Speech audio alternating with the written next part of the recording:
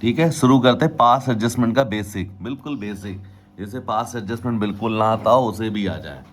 देखो एक चीज़ ध्यान रखना, पार्टनर्स को कुछ भी मिलता है तो उनका कैपिटल अकाउंट क्या होता है, क्रेडिट।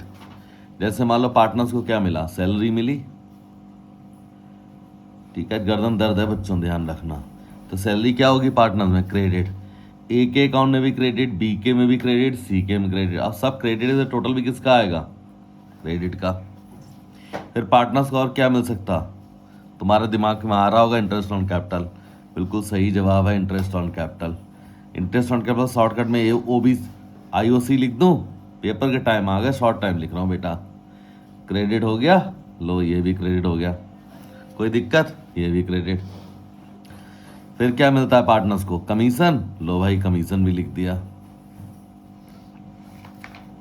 लिख दिया कमीशन हो गया, लो ये भी क्रेडिट।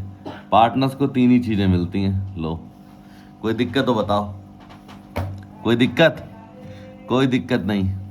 फिर इसको इसका टोटल कर लेंगे, अब सब चीजें क्रेडिट में हैं तो टोटल भी किसका आएगा, क्रेडिट का ही आएगा, लो क्रेडिट हो गया, सब क्रेडिट में तो टोटल किसका आ रहा, क्रेडिट का।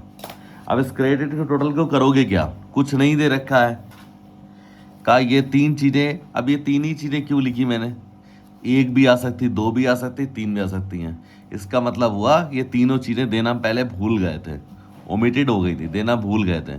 अब देना भूल गए तो पार्टनर्स को मिलेंगी, अब पार्टनर्स को कुछ भी मिलता है तो उसका कैपिटल अकाउंट क्या होता है, क्रेडिट। ठीक है, पार्टनर्स को, जैसे पार्टनर्स कैपिटल अकाउंट बनाते हो तो सैलरी किस में आती है, क्रेडिट साइड आती नहीं आती है, सेम वैसे ही लिखा जाएगा, आईओसी क्रेडिट साइड आती, कमीशन क्रेडिट साइड आता, आता नहीं आता, सेम वैसा ही मैंने लिख दिया। तो अब क्या करोगे, डिवीजन कर दोगे इस क्रेडिट के टोटल का, किस में, पार्टनर्स के प्रॉफिट शेयरिंग रेशो में, क्या लिख दोगे, division of C R total, ठीक है, और इसका डिवाइड कर दोगे किसमें, प्रॉफिट शेयरिंग रेशियो में, आपको ही पता क्या होता।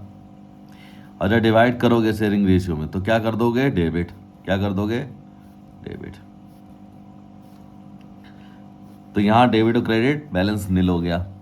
अब जो बैलेंस आएगा वो लिख दोगे आप, जैसे मान लो क्रेडिट के 100 रुपए हैं और डेबिट के 120 हैं, तो किसके आएंगे बेटा, डेबिट के बचेगा बैलेंस 20 रुपया, लिख दोगे।